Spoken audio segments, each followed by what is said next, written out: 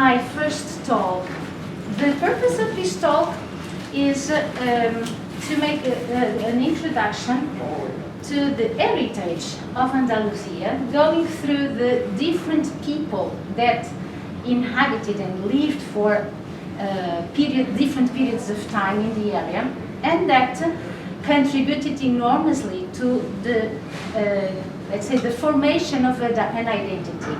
It's because instead of being united and fighting just, together, they started fighting each other.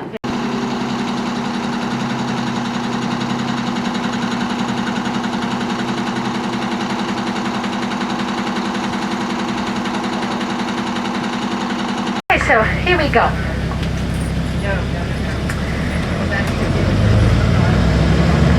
It's so nice to have just this sun coming out when we expected rain. Yes. And also low temperatures. Although Competa in the mountain can be cooler. But well, one step at a time. So let me tell you about today and a little bit about our program, especially those of you that were not, that arrived later. Well, the program has a combination of many different elements, a lot of diversity in the region. So we will be going from small places like today, so the market of Nerja, where we are heading to now. Then at some point the mountains that surround us, a bit further away, closer to Malaga.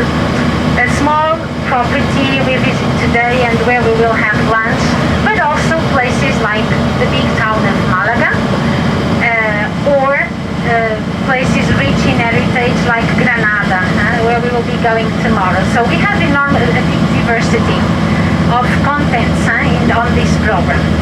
Our day today is taking us first to a brief stop in open air market of Nerja.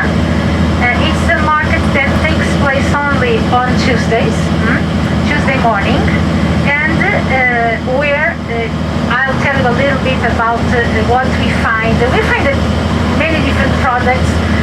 In the past would be products, food, vegetables from the local producers. Nowadays it has a bit of everything from clothing to shoes, to food, to nuts, spices. So it's going to be just an experience for you to get familiar with one of the many open-air markets of Andalusia. So we will be walking there briefly. From there, we will be back to the bus, and we will head to the mountains of Malaga, taking us through the region of Competa. And it is on the way that we will stop at the property that we will visit, where they produce local wines. So you will learn about the local wines. You will be able to try them. And it's also the place where we will have our lunch. And the market, well, open-air markets are not located right in the center. In this case, it is in the northern part of the town.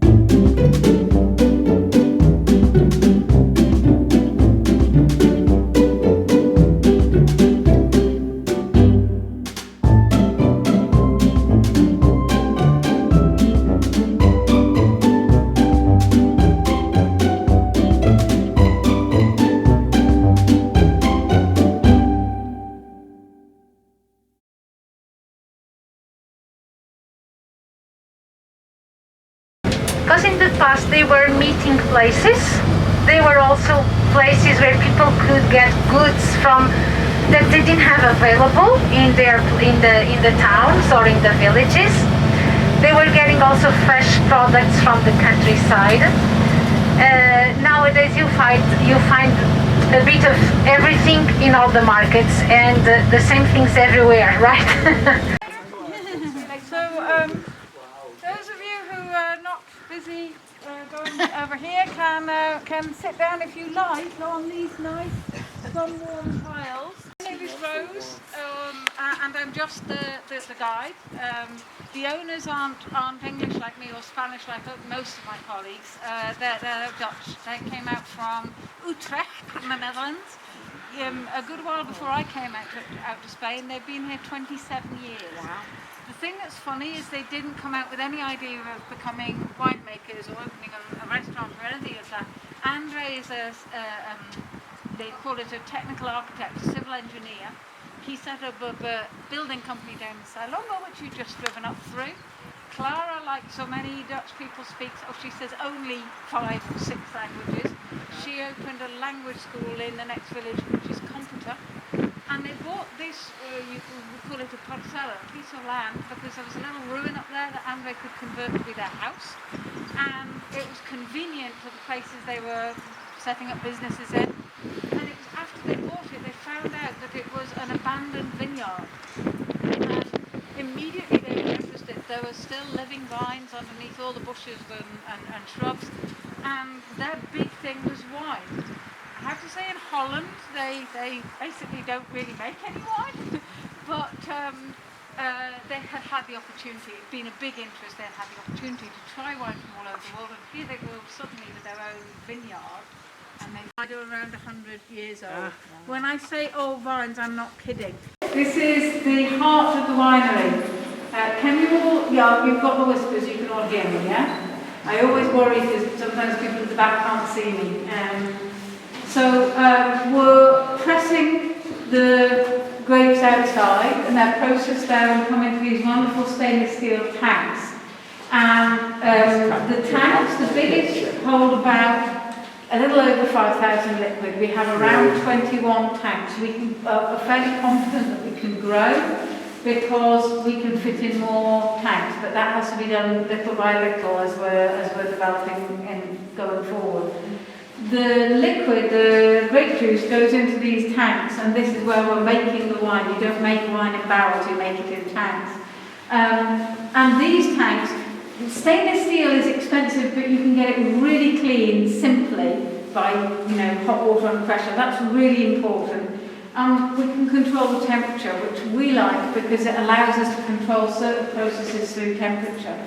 So we make everything. We make red and white and rosé wines, we make sweet wines and dry wines. We even, through a collaboration with another winery where we're contributing from our wines and she's making a wine that the two things are merged, collaborative venture, we've even got a couple of sparkling, they're fabulous. So this is a very broad range and they're all different from each other, but there is a common theme. And that theme is really looking for subtle and fresh and maybe a little unusual. So that's what we like to do. And I'm going to frighten you all by turning the light on. All our bottling is quite something to see when they're bottling. It can take 8 to 10 people who are all very busy around this line. And it's quite sophisticated, and we put a huge investment in to put in a sophisticated bottling line so we could grow. We bottle usually once or twice a year, but when that happens can vary a bit. We can do fairly easily something like 4,000 or 5,000 bottles in a day if everything goes well. But there's always hiccups, I tell you, there's always hiccups, which is why every so often you hear para and everything has to stop. We've really grown. I said we started with 700 bottles. Now, Spain is a major wine producer, but in this area, the volume produced per winery is actually will be considered relatively low to any other major wine producer. But we have grown very impressively. We're hitting an average somewhere in the last 10 years, somewhere between 30 and 50,000 bottles.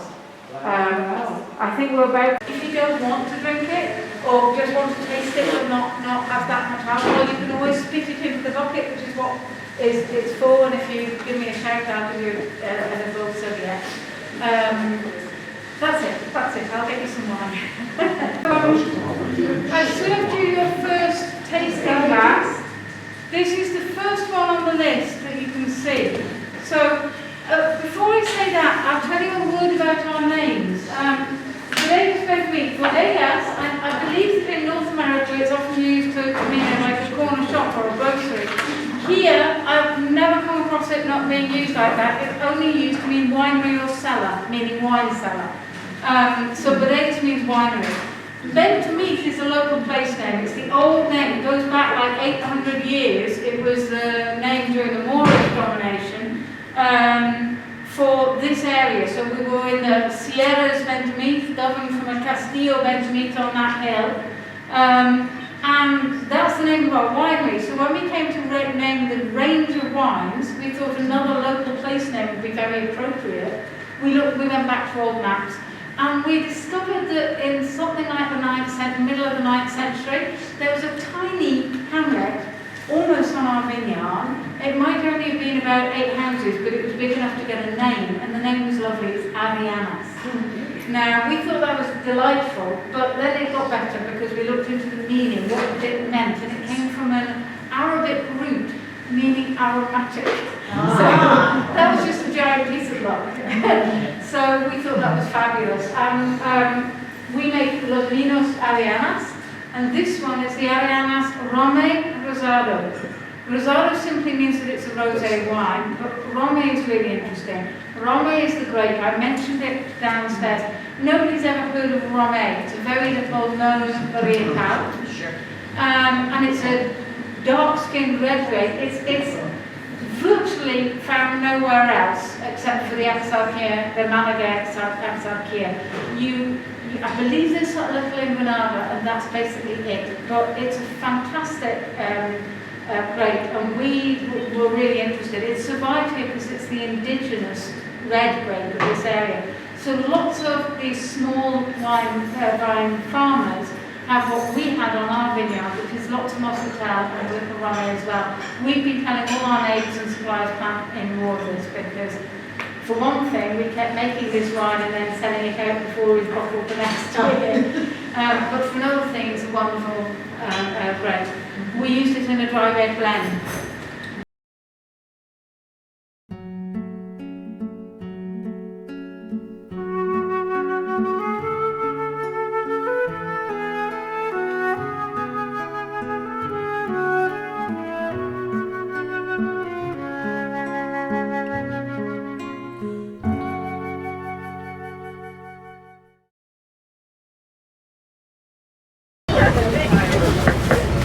Well, I hope everyone is happy with the lunch, with the wines, with the nice hosts that we had. And although it's still not yet nap time, and now I'm just going to be quiet for a little bit. We are heading to Competa. We will walk a little bit in Competa. And for those of you that need to get euros, if you have your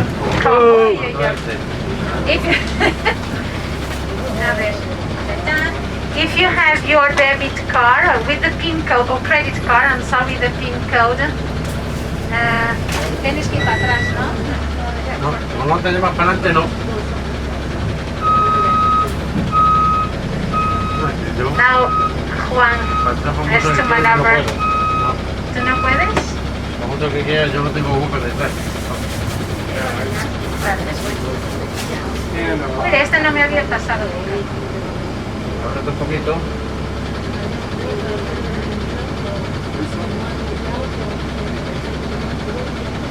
Que no va a dar.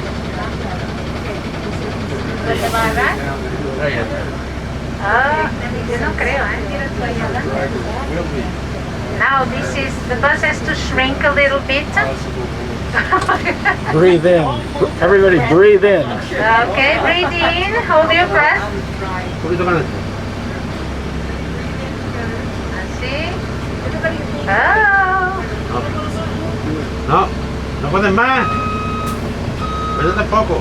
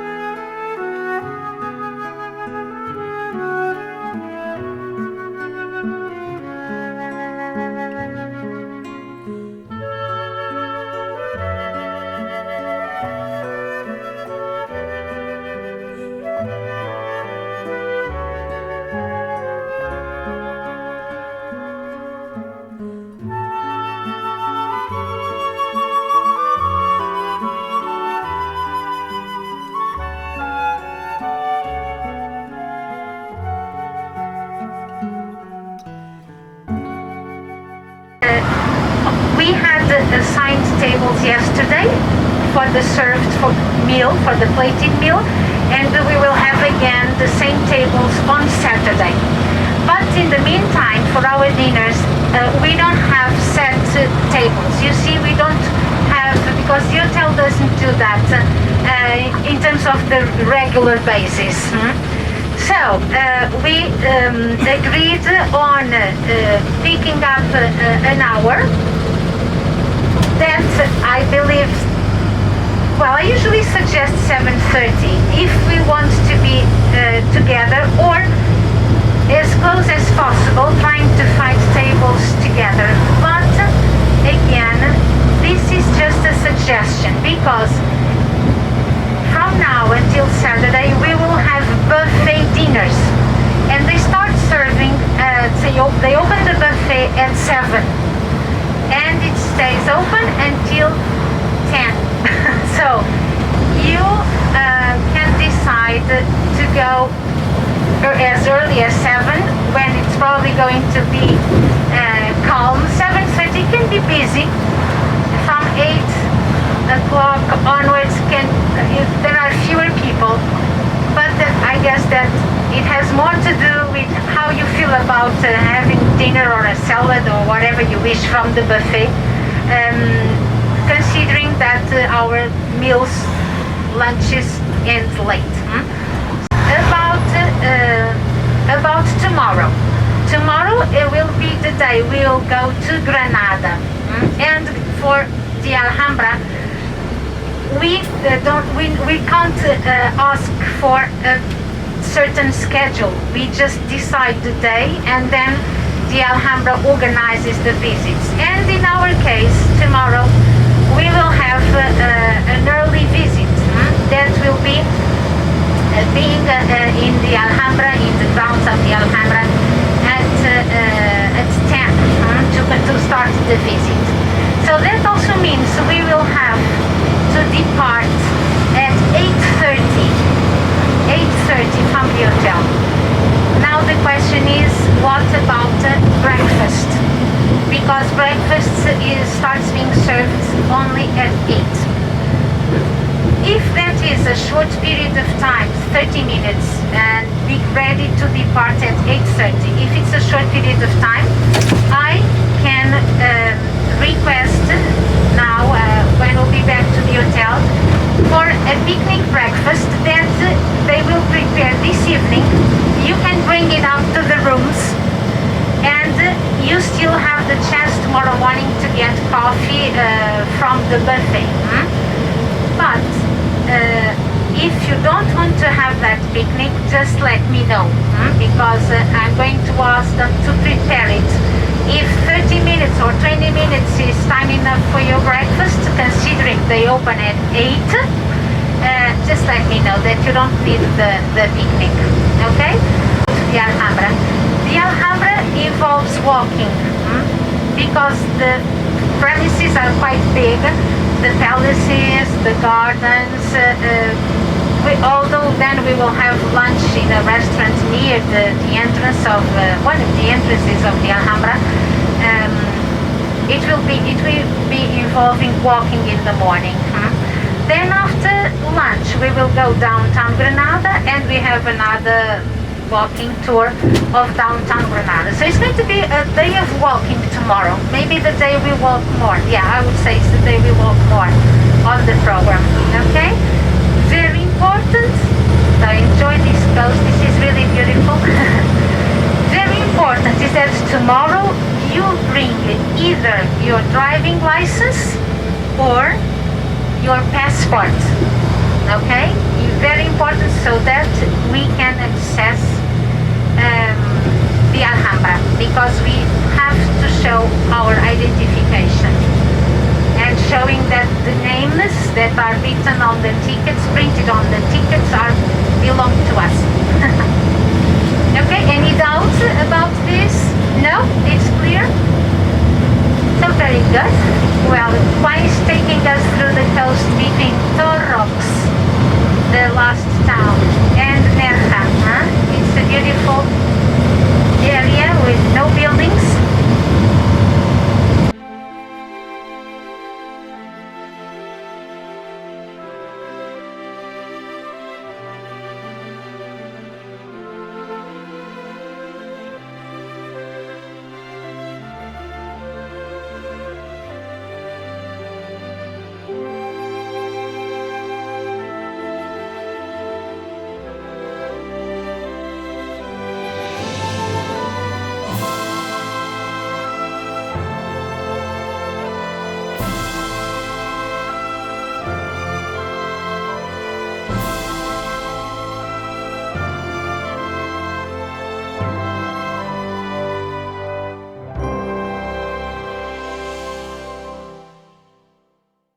Let me introduce our driver to you. We have Pedro. Buenos dias, Pedro. Buenos días, buenos días. He has been with us before, so happy to see him. Let's just get to the road. Sí, podemos, Pedro. Although I have some extra ones on me, but just in case. And I also have batteries. You know that at some point, I'm sure that at least some of you will need to have new batteries. And well, now I have to sit down. Although, because we had this on the weekend, and well, on Friday last week we had some snow and some rain, so I'm sure we are going to be able to see Sierra Nevada with the look of snow in the summits, and paying homage or justice to the name it has. Sierra Nevada means the snowed mountain, because it's the highest one, and it is supposed to have snow this time of the year. Not all year round though, no way. It's the most important ski resort of southern Spain, and so it should be busy right now. I saw some images on the TV just about that, and they are happy there because they have snow now. Granada is northeast of Nerja, and it will take us like an hour to get to that beautiful town city. It's pretty cosmopolitan. It has a very important university, and it is near the ski resort, so it's quite cosmopolitan. And if you remember, I mentioned that this area has the caves of Nerja, and it's after this tunnel that we will be passing in near the area. We don't have the access of the caves here, and later on the way back I will tell you about the possibility of visiting these caves tomorrow. It's not on our program, but because the visit involves steps, around 400 steps, a round trip down and up, and especially the last part on the way up is upstairs. but so it's not suitable for everyone. But those of you that would like to visit them, I will organize cabs to bring you here, and they are located. Let's see, pretty soon we will see them to the left of the highway, the area. It's not, as I'm telling you, we don't see the entrance, so it's a few miles, maybe like 4 miles from our hotel. It became the predominant language in the times of Isabella, because Castilian and Castile became very big, as you know, in terms of geography. So we have there one of the official languages, but we also have Northwest Galician, spoken in the region of Galicia. Then in the Basque country we have Basque, and if we go to the northeast to Catalonia and further south in Valencia, we have Catalan and Valencia, which are very similar, so that makes another official language, that is Catalan.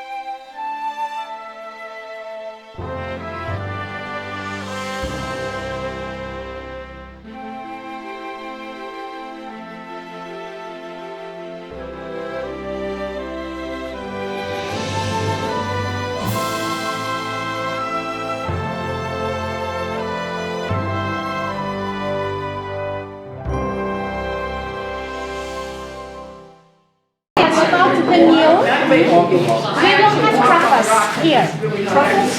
No, tapas, which means small portions of food but several. So they will bring individual dishes with several of them. First one, the cold ones, that involve cheese, ham, whatever you have something different, but cold starters. And then there will be a second round with a dish with eggplant, with sugarcane honey, they call it honey. They have scrambled egg with green asparagus and mushrooms. Let me see if I know all of them. I don't remember all of them, but I will come around and tell you. And then after this, dessert. There will be one dessert. Okay? We have 1 glass of wine included, and then water.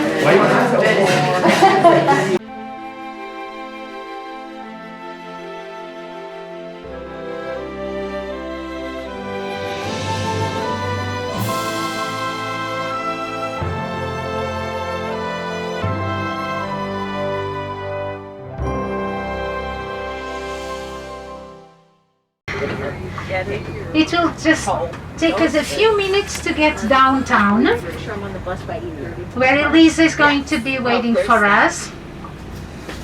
So please don't fall asleep. And we will.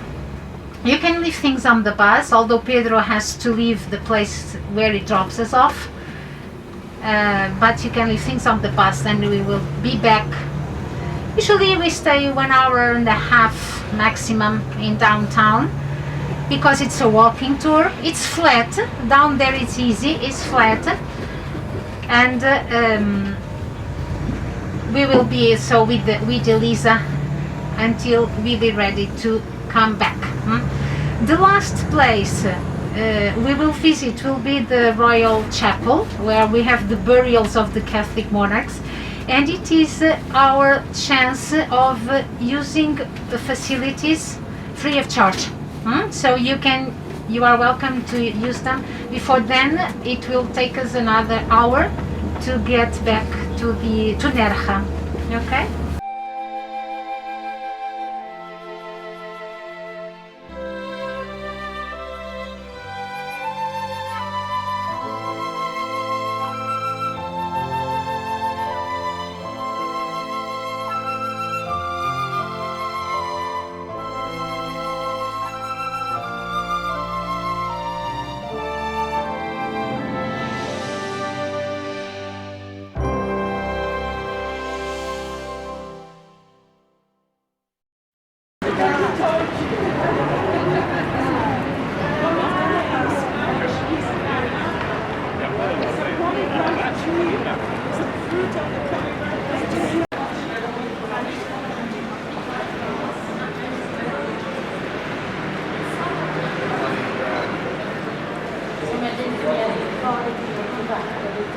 We are getting close to Nerja. Well, we still have a few kilometers to get there, but for you to know about tomorrow.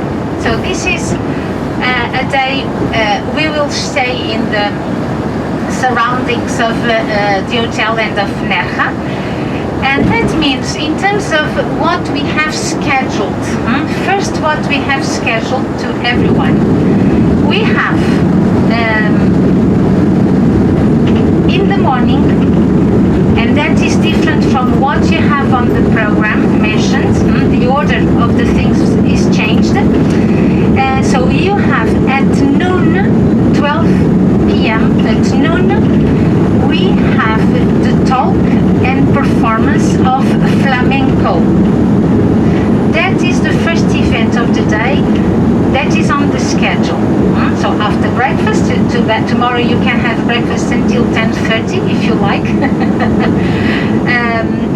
And then the flamenco at 12 is going to take place in the bar of the hotel, because they have a small stage of wood, which is very important for the performance.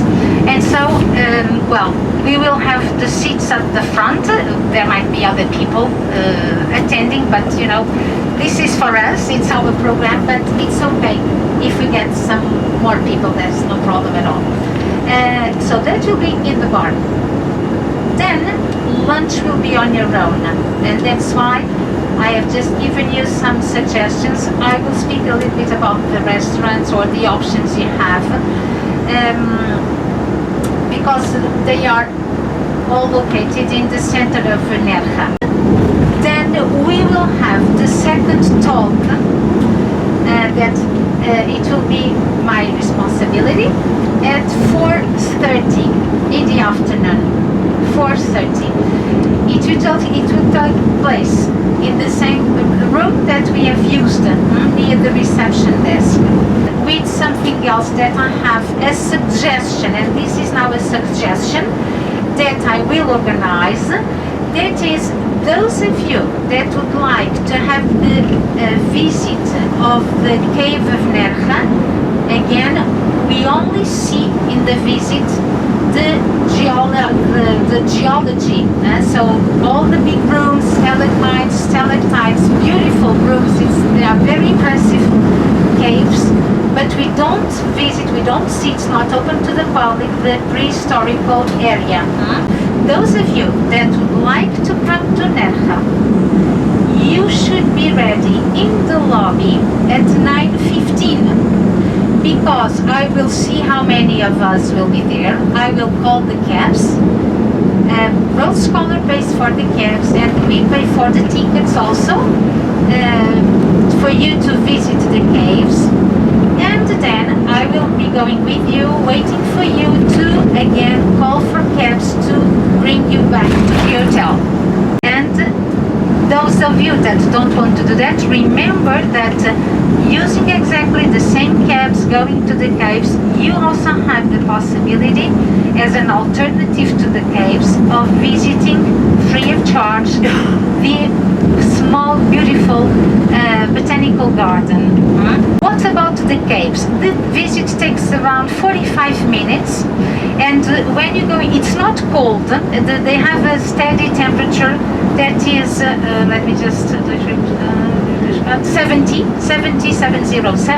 Fahrenheit inside, so it's pleasant, and the level of humidity is not very high, unfortunately, because they are not, let's say, active, even from the geological point of view, they are not evaluating or developing new formations, because there's not much water running inside or through the let's say, the surface.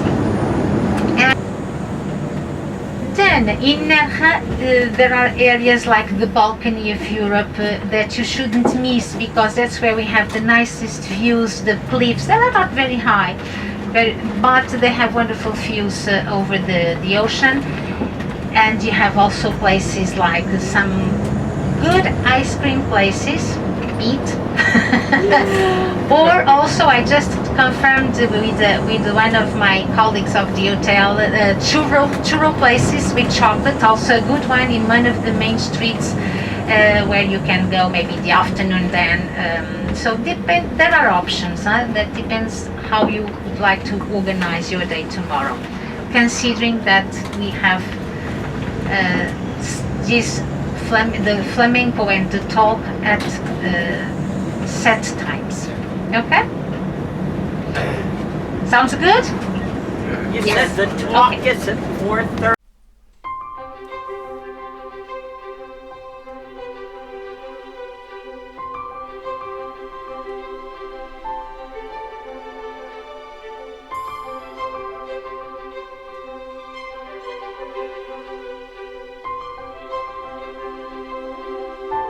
Flamenco performance, let me introduce them to you. And now, because we here on this side, we are allowed not to wear masks. I'm going to take off mine.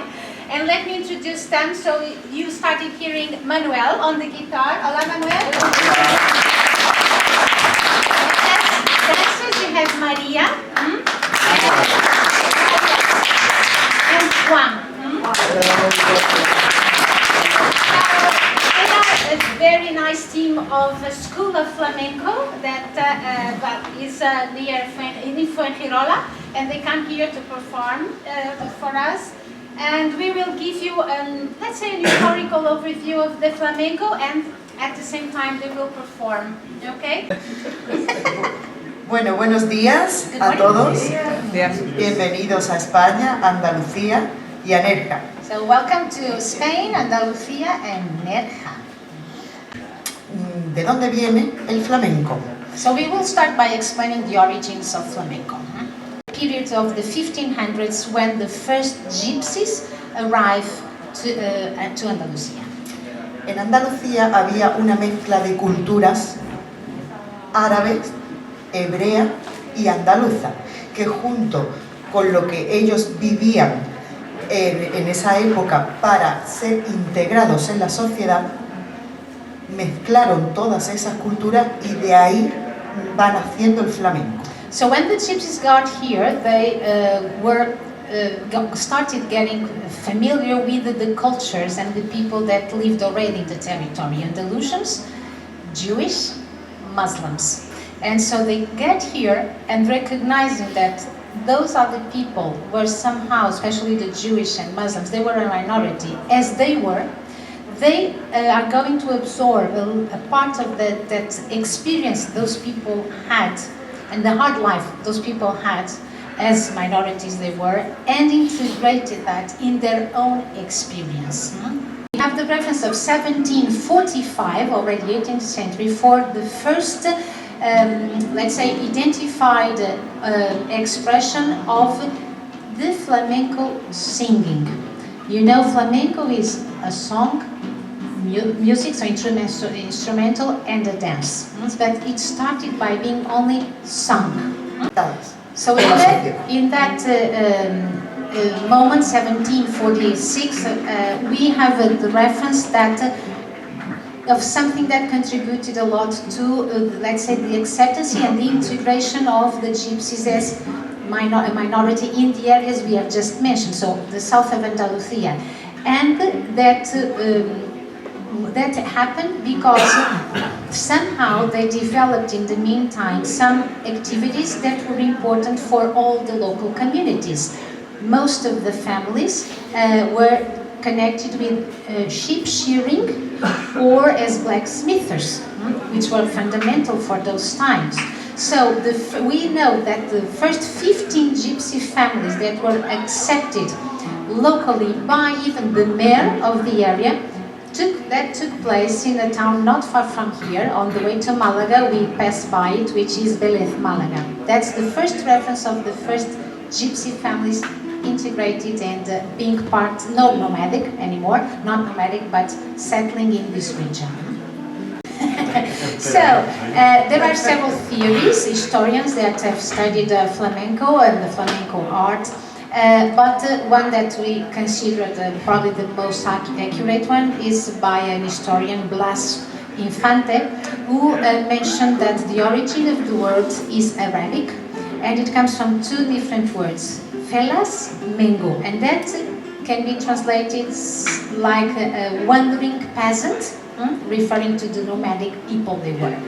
Explicado que conocemos, que es la tonada. So the very first style, the very first palo involved only singing, vocals, no dance, no musical instruments, maybe the clap of the hands. And that one is the very first one that we call tona. You have the lower branch, to when you look at the tree, so to the right you see tona, T-O-N-A. That is the very first one. Just singing. Well, today when we want to show how the tona was like, they can dance it, they can also have the guitar being used, but that is part of the evolution of the flamenco. At first it was only vocals. Alfa. Casa.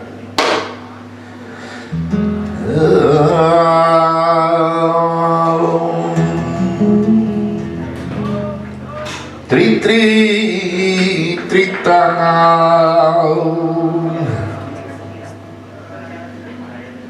Tri tri tritao. A la puerta llama quien se era.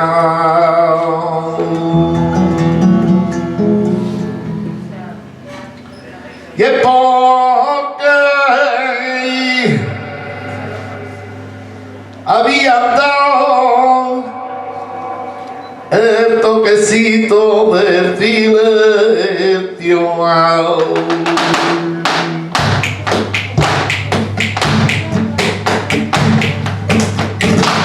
Ya no mandan a callar.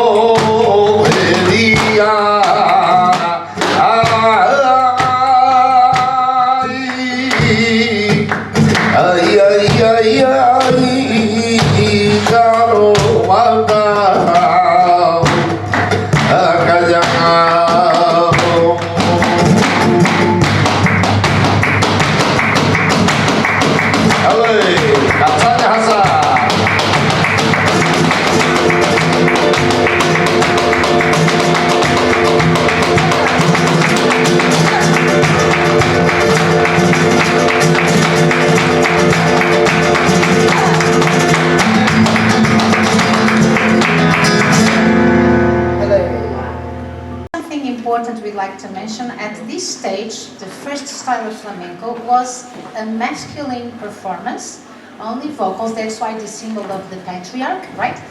And the women were just, part of the audience, if we can say this way. So it was a man's business. So now we're going to see a little bit of Soleil. Yo. Allez, paré.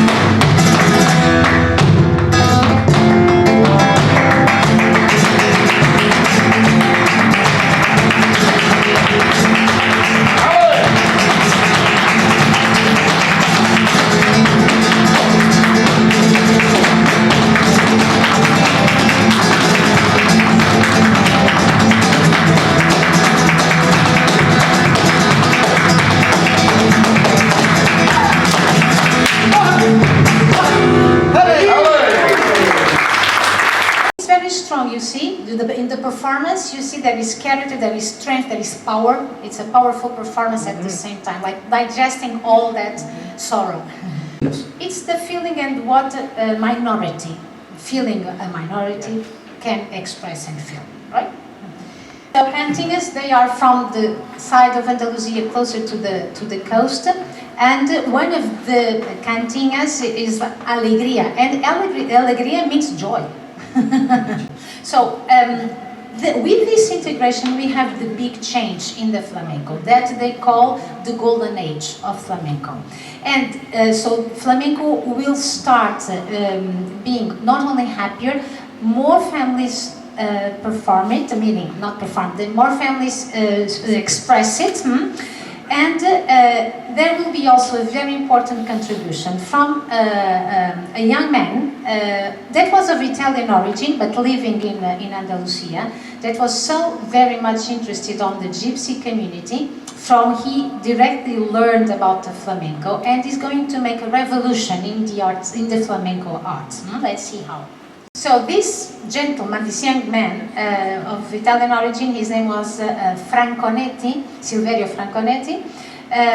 He realized that there was a certain chaos in the performance. It was spontaneous, right? And those that knew how to sing would sing, but there was something that he could see as an opportunity of business, but for that there was the need to give a structure to the flamenco, to the song, to the music, to the performance, because in the meantime the dance was already starting being common in the performance. So he will contribute to that. And he saw that instead of being a performance within the group or within the family, that it could be a show like we have now.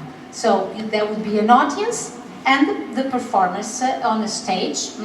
And he created in Seville, with the gypsy families obviously, because we didn't even know how to perform, what we call the cafés cantantes, which would be like a cafe or a bar where you could have a drink and attend a performance of flamenco. We need the voice, we need the guitar players and the dancers, right? So he told them, okay, now we have all of you in certain places on stage. The musician starts playing the guitar, and now at this certain time you have the vocals. Sometimes they do both at the same time. I mean, the same person does both. And at a certain moment, you start dancing. And they then know when to stop each of these different moments. And they all then playing together at the same time. And so he managed to give this structure. And that is not, for instance, for the movement, it's not choreography. They don't do, well, now they can do if there are many performing at the same time. But it's not choreography we are speaking about. It's not. It's just the precise moment to sing, to perform, the pace, the rhythm, and also then the composition, because the styles are all different, right? But they were given a structure, allowing anyone to play a certain style of flamenco if they know the structure. So the first feminine reference in the singing, flamenco singing, was Pastora Pabon Cruz, and she had the nickname of the girl of the combs, because she wore the hair like Maria, but with lots of combs to keep it close to the head, you know. And she was the one then to have her voice registered in the 20th century only, yeah? And so she became famous. She started dancing also in the streets of Seville, let me tell you. And she contributed also to the acceptance of women in the flamenco, because she was young, a young girl. She performed on the streets and people admired her work. And so she grew up as a young woman and she was, let's say, accepted and integrated, and an important contribution to the performance, right? So one of the simple instruments they use are the castanets. Castanets made of wood, although Juan has ones that assembled paper, the old ones, and one for the right hand, one for the left hand. They can't be switched. And it's true, they are more of the folk dances of Andalusia than of flamenco, although there are one or two styles of flamenco that use the castanets. So they're going to perform for you with the castanets, showing this Andalusian influence in the flamenco also. Vamos a hacer una sevillana. Muy bien. Hala. Hala. Hala. A ver. Dígalo bien. Ya va extraordinario, qué maravilla.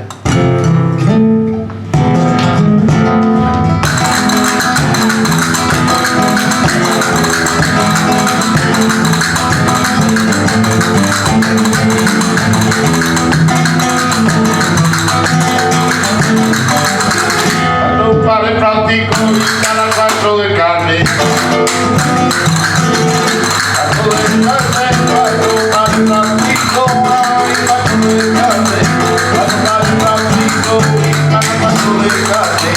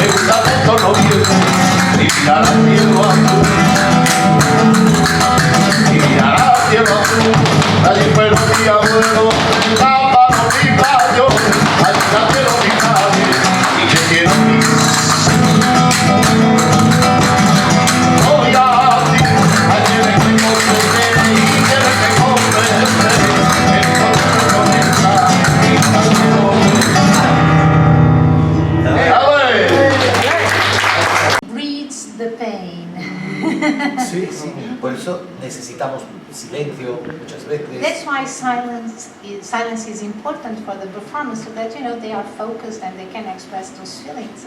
Y, por ejemplo, una alegría. Por ejemplo, una alegría. No alegría, joy.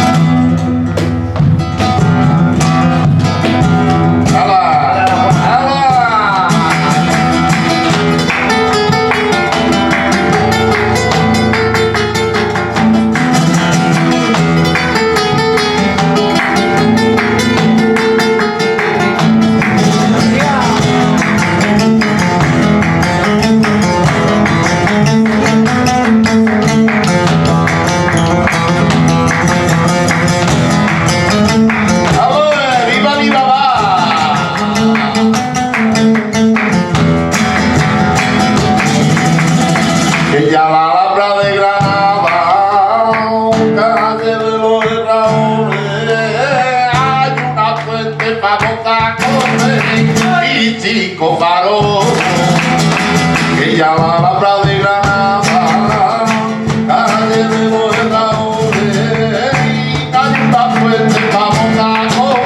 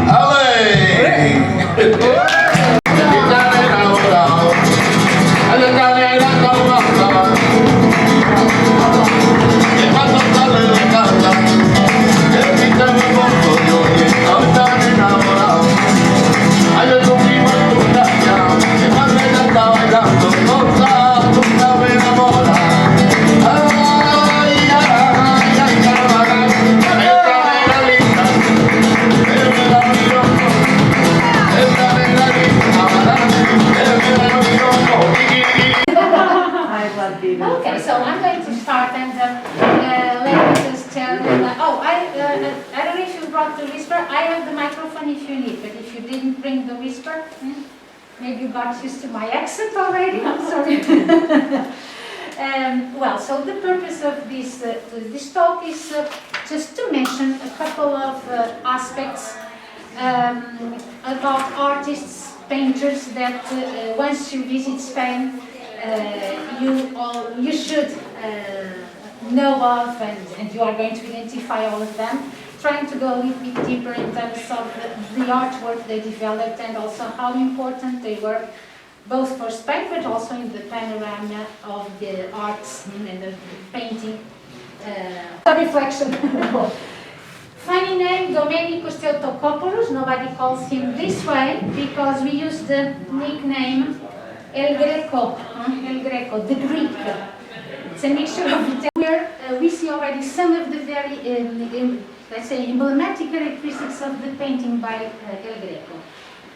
First of all, the subject is religious, is the moment when Jesus is on the way to crucifixion, right? So he's going to be dispossessed of his, let's say, his robe, and he's going to be crucified. You see here already.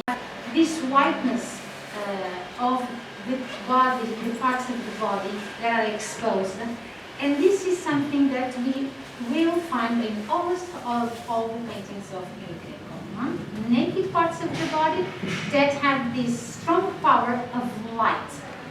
In this case, Diego Velázquez, he was an Andalusian. He was born in Seville, 1599.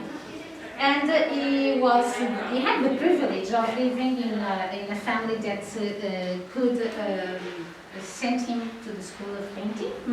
So he went to Madrid and he spent most of his life in Madrid. He was able to travel. Traveling was extremely important for artists because it was the way they could, especially to Italy, it was the way for them to learn from from masters, right? Formation is classical formation. When we say classical, it goes to the study of the Greek art, the Roman art. And here, this is a painting where he was inspired by this god, Bacchus, this god of drinking, of luxury. But another painting by him, a portrait, he also was also involved in portraits because he had to work for the royal family, right? So, and look at this, very interesting. Portrait of Pablo of Valladolid. Valladolid is a town in northern Spain. And look at this, a court full of Philip IV. The disability is also seen, I'm going to tell you why. Probably one of the most famous works by Velázquez, Las Meninas. Las Meninas is a word meaning the young girls, if we translate literally, but could be also referring to the young maids or entertainers that would live with the princes and princesses of the court. When we look at the next one, more problematic, Goya. This time it's not Andalusia. He was born in Aragon, so central north, when the Todos is near Saragossa. And we have jumped to the second half of the 1700s, and you see he died in Bordeaux. He lived his last 2 years in France, so he died in 1828. Why am I saying it's a completely different character? A difficult person, bad humor, and he wanted to paint. It was his talent and what he needed to do, but he had a hard time to have people enjoying his work. Even the church, again, in this time Saragossa, the Cathedral of Saragossa, has two works by him. One of them, a wonderful dome inside, a wonderful dome that they didn't like, the bishop didn't like, and he was very upset, and at some point he said, I'm not going to paint for these people anymore. At the same time, we know that Goya had suffered two very terrible things. One of them, with age, he lost a big part of sight. So imagine for a painter not being able to see colors, definitions of whatever to work. And it seems that because he developed some neurological issue, it seems that due to he worked a lot. And so he was always indoor workshops, intense chemicals, and breathing all those products most of his life caused some, let's say, neurological issue. So Anyway, he was one of the brilliant artists, but as he was not recognizing that we recognized at first, to find a living, you know what he developed? Works, paintings. This is painting. Paintings for an industry that became very popular in Europe in the 1700s, tapestry. And so the first work for the royal family was exactly a portrait of the family that was paying him, family of Charles IV, a work of 1801. And what can we say about this? Royal family, I just told you that the power went from father to son. Who do you see in the center of the painting? Daughter. Now let's go to something more cheerful. But also a master. Whether we like him or not, we have, it is considered a master. Well, this time we have to travel to Catalonia, east of Spain, and to reach the town of Figueres. Figueres is north of Barcelona. And as a Catalan, we should pronounce his name not Dali, which everyone does in all other languages but Catalan.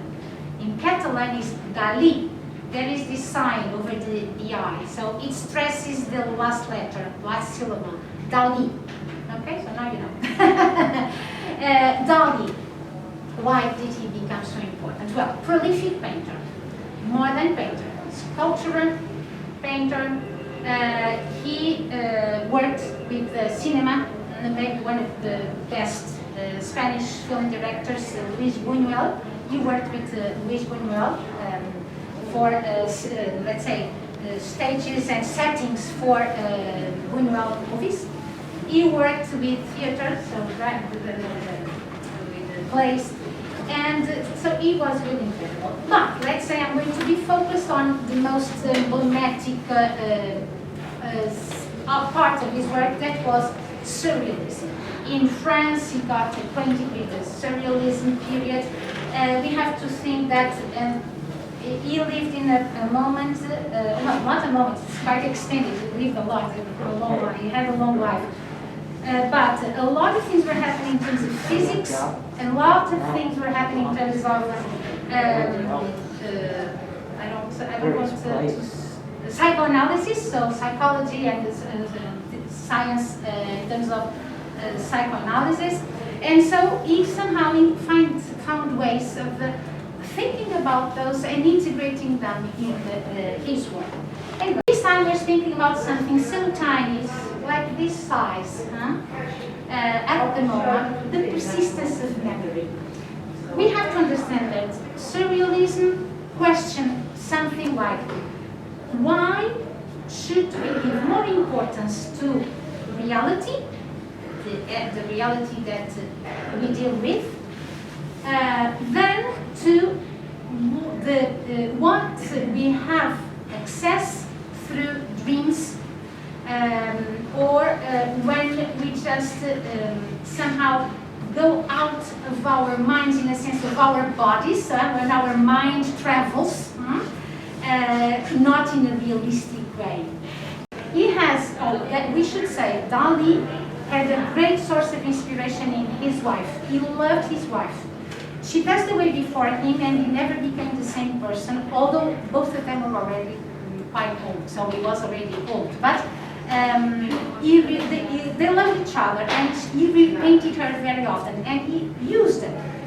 He made pictures of portraits of Gala. Gala was her name, using atoms. So you know, and he has an explosion of atoms, and we can still see Gala's face or body, but represented in atoms. So it was really incredible how he used the information and the knowledge that was so vibrant at the time and integrated in the paintings. And why not going beyond that? Swans reflecting elephants. You see swans here. We have water again, cliffs. These are elements that he loved. There is even someone probably meditating, thinking, looking to the interior maybe of the cliff. We don't know. It's not clear. And the reflection, again, waters that are still. So we have the swans, and we have the reflection. The question, important surrealism, contribution to surrealism.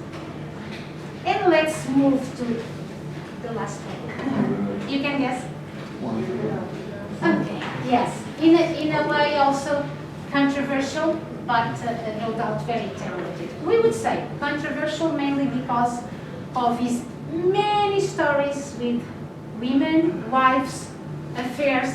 I'm not going to go into that, although something is very important.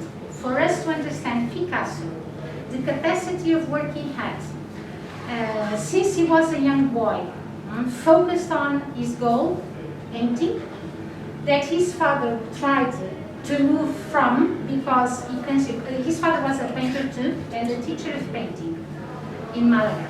They were from Malaga. And he didn't like his painting. So at some point he said, you know, you better draw, because your paintings are not very good. So it was the best thing he could hear. So he spent most of his life in Paris, and he developed his technique, but not because he went to the academy, to the university. He didn't. I mean, he did, but he just gave up. He went to Madrid to study in the School of Arts, and he said, well, I don't care about these kind of teachers, but they're not teaching me anything, so I'm going to move and do my own thing. This is a nice picture of him in his, one of his workshops. You see ceramics, you see paintings, because he did a bit of everything, and he was the important new art expression. And I have to say just a few words about Cubism, so that then I can show you an example of something that was not 100% Cubist anymore for Picasso, because he kept changing. He didn't stay stuck in a style. But Cubism did one thing. They didn't care about perspective. They didn't care about the representation of reality. And they wanted the challenge of, first, reducing three dimension to geometry. But for instance, in that, his fellow in Paris, Braque, was very prolific. He didn't stay on in that style so much. The other thing, and that's when he did, let's just take three dimension and open three dimension and place the three dimension in one dimension, and still have the sensation that it is three dimension. So this painting, City Woman, already in 1937, uses, well, we see there is a certain perspective, there is depth, right? So he was already breaking the rules of not using perspective. He did that all the time. And we see this seated woman, we see obviously the chair, but how do we get the shapes and the three dimension of the body? We can understand. First of all, Guernica, do you know what Guernica is? I hope I was not, you didn't get tired, you know, so much information. Tomorrow we will be departing for Malaga at 9:15. We should be in the lobby with the breakfast already taken, and we will spend the day there. It will be a walking tour, but Malaga is easy because it's flat. The area where we are going to be, the center, downtown, is really flat. So we will visit the cathedral. It has amazing artwork. Then we'll go to the local market, a good place to buy spices, to buy the saffron that I mentioned to you, very reasonable. We will take a look at it. It's a beautiful market, a wonderful fish section, even if you don't like to see the whole fish with heads, eyes, everything, because it's the way we buy it, right? And then we will continue walking in the center. Tomorrow you will have some time for shopping, but that will be like 45, 50 minutes. But we will be on the place, on the side. So it will be easy to go from crafts to regular clothing, shoe stores, everything, because we will be right in the center. And then after that free time, we will be heading to the restaurant. At 1 p.m. we will have our lunch, and it is only after lunch that we will visit the museum. Okay? If in any of the things you just would like to skip, you just let me know, because it's easy to find a place to meet, to pick you up, or to join the group if you want to stay on your own. We will have a guide, my dear Remo. I love Remo. So he's going to be our guide. He will stay, and also the guide of the museum, of the Picasso Museum. Okay? And then after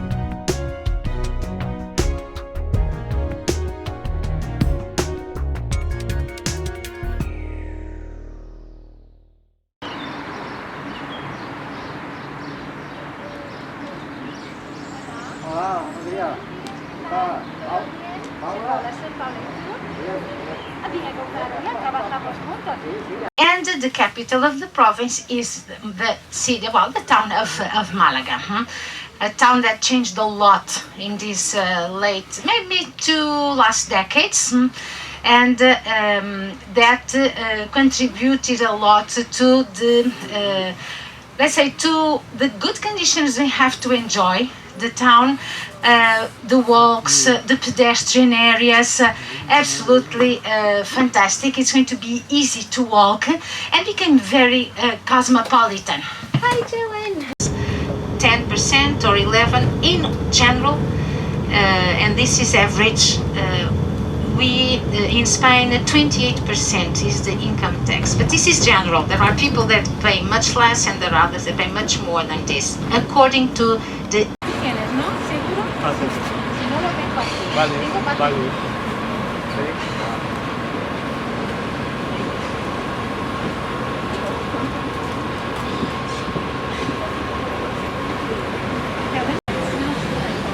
That's April, May.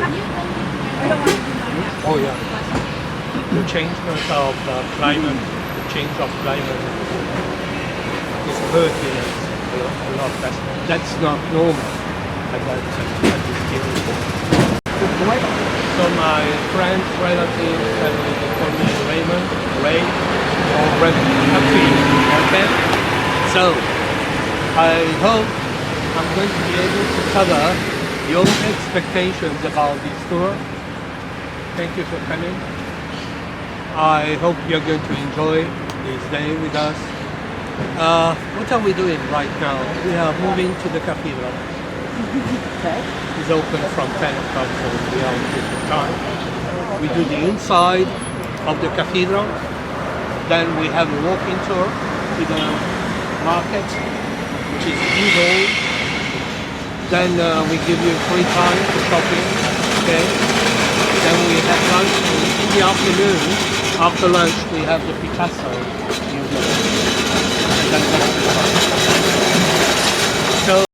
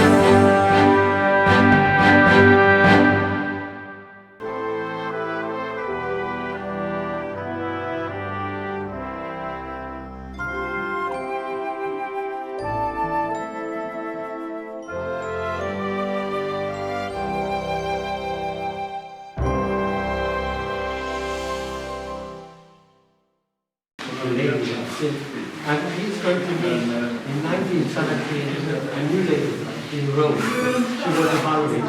She was a Russian. And she had a lot of problems with his family. His family disappeared in Moscow, and she was very sad.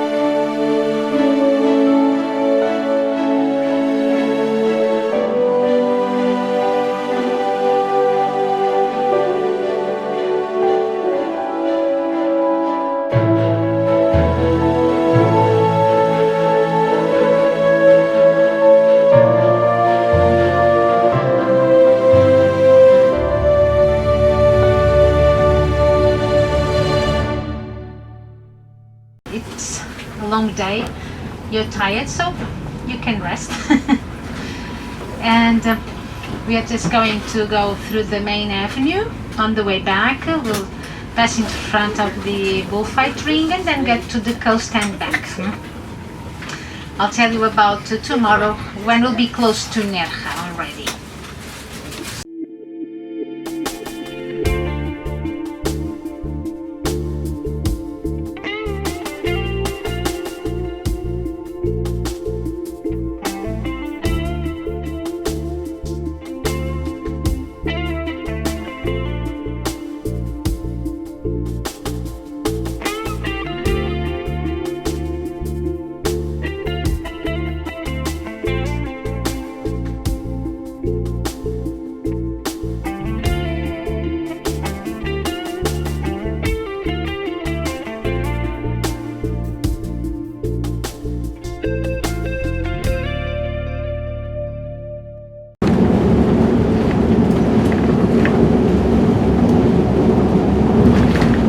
We are almost back.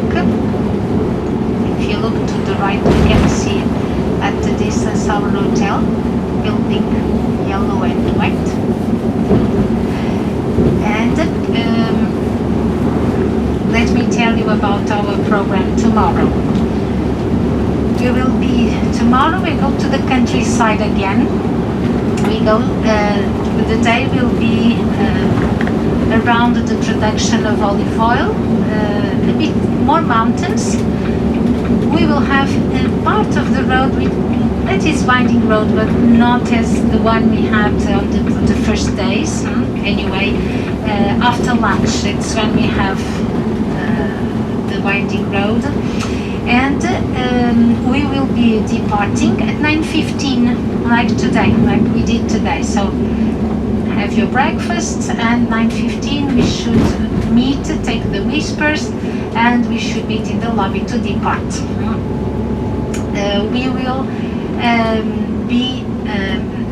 We will have a host, let's say, it's our main contact for that day, organizing the visits we will have, the stops we will have. A first stop in a small place, well, for the facilities and for you to enjoy a local drink, which is quite interesting, but I'll tell you about it tomorrow. Then we will head to the olive oil cooperative. It will be a cooperative, and over there they don't use a pressing system, they use centrifuge. Most of the machinery for the production of olive oil nowadays is centrifuge machinery. After that, it will be time for lunch, and lunch tomorrow will be kind of a very special one, because it's when you will have the chance to meet some local people of the small village where we will be having lunch, and it's the day where we are going to have lunch at their places. So for our group, we will probably be distributed into houses, and obviously homemade food, tasty food that you'll be able to enjoy. And we will be back earlier than any other day, so that you have time to pack, and we will have already back at the hotel the wrap-up meeting to discuss a little bit on the program, about the program, and that is followed by the farewell dinner at the hotel. Those of you that will depart from Spain home, you will have your tests, antigen tests. The best we arranged was just to have the nurse coming to the hotel, and you will be tested at the hotel. You will have the result printed and you will keep it on you, so it's the easiest way. There is a price for the test, you know, that you must pay for. It will be 54 euros per test, and you will also need to get back to the US. You will need that is something that the US are requiring, not the EU. What it is called an attestation form. I am going to print it for you, because it's a document where you basically say if you have been vaccinated and if you have done an antigen or PCR test. You have to fill up the form and you have to sign it. So I've been doing this. I print the 3 or 4 pages that you need to have. You will fill them up, you will sign them. Even those of you that are not leaving on Sunday, I'm going to print those for you too. Those that are going to Estepona, it will be then your tour leader, your guide, that is going to do the same there, okay? But for everyone else, I'll be happy to print that for you. You don't need to go online, that is complicated, because then at the end you have to print that and sign it, so it's better to have it printed, fill it up, sign it, and keep it on you, okay? Just for you to know, because I know at this point you are curious about your departures on Sunday. We'll have several schedules, and just for you to know, Diana, you know you are an early bird on that day, right? So you have a very early flight, so you will depart at 3 o'clock a.m. Yeah, you'll have a transfer, obviously. Then Gary and Diane, you will have your departure from the hotel at 6:30 a.m. Only the two of you. And Kirby, at 9:15 will be your departure for the airport. Okay? Then, those of you leaving for Estepona, 8 of you are going, and it will be your departure at 10:30. So, with the exception of Diana, Gary and Diane, that you will be given a picnic breakfast because you are departing very early. Everyone else can have the regular breakfast at in the restaurant of the hotel. Okay?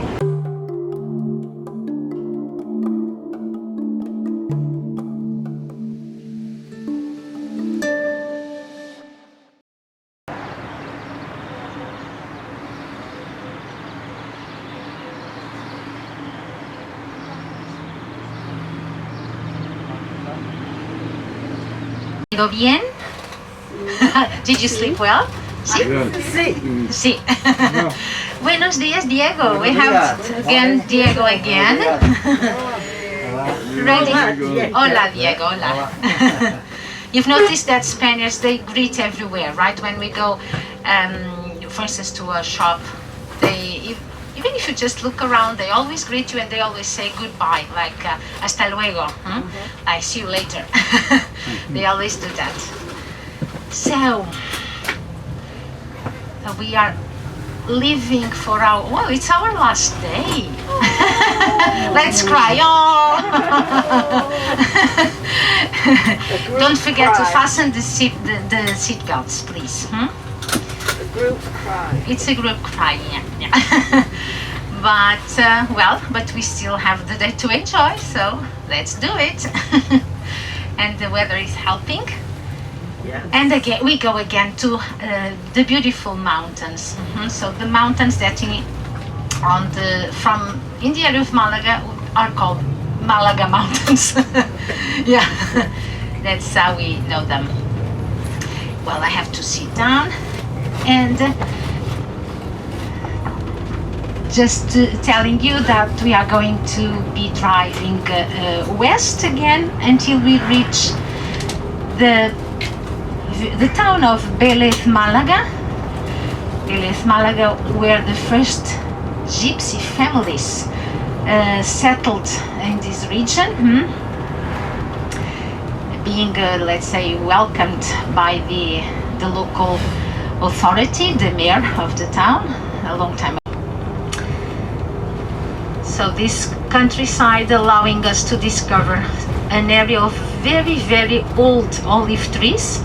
You'll be able to see incredible centenary trees, big, thick trunks, and although still producing olives, they never stop. It's part of the cycle, so they never stop providing fruit, but very often the production is lower when the tree is quite old. And at some point we will meet, as a matter of fact it will be on our first stop, we will meet Miguel, the host of this program.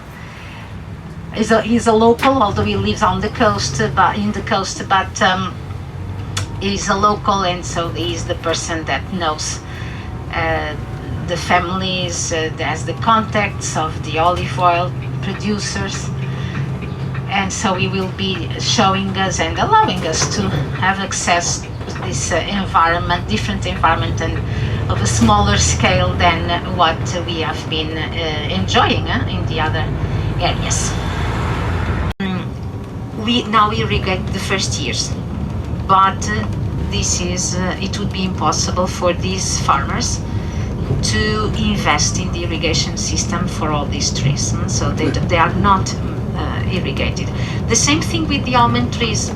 The almond trees are these almonds, the ones that you had yesterday, and today you will be able to try some more again. These almond trees are not irrigated, and they are adapted to this climate and to this soil. We go driving behind Miguel. Miguel now is escorting us, and he's saying, tell them that they are driving behind the probably future mayor of the village. But you know, Miguel is a man that tells stories. He appeared that way, yes. Yes, exactly. And here I am Miguel. So now on the way to the cooperative, we will make a stop for you to be able to see a very, very old olive tree with a very incredible shape.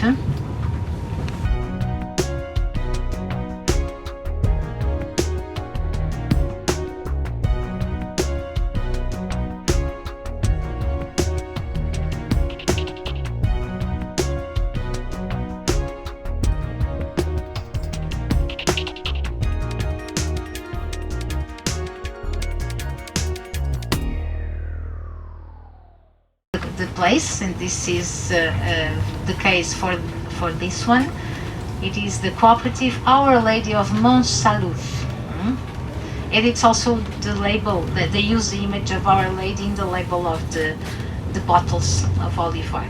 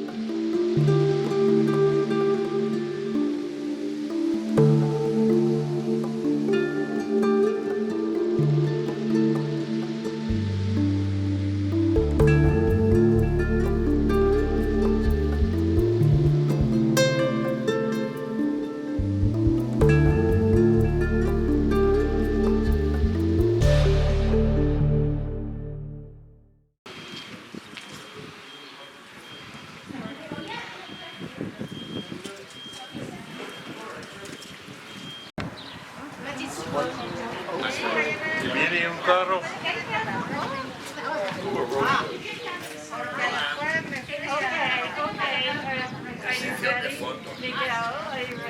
Arriba, arriba. Más, más. Más, no, más.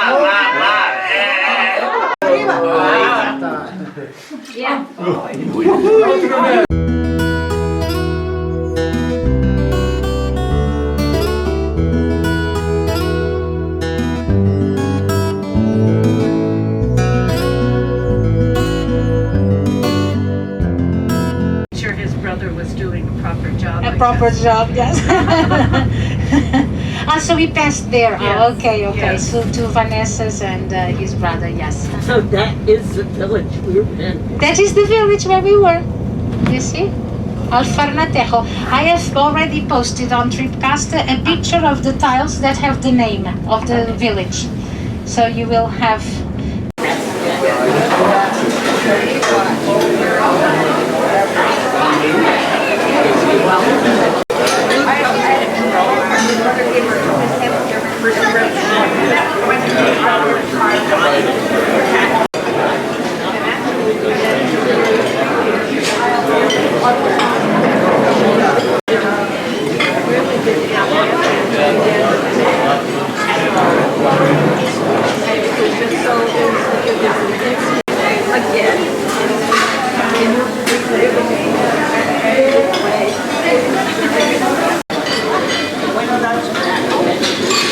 Salud.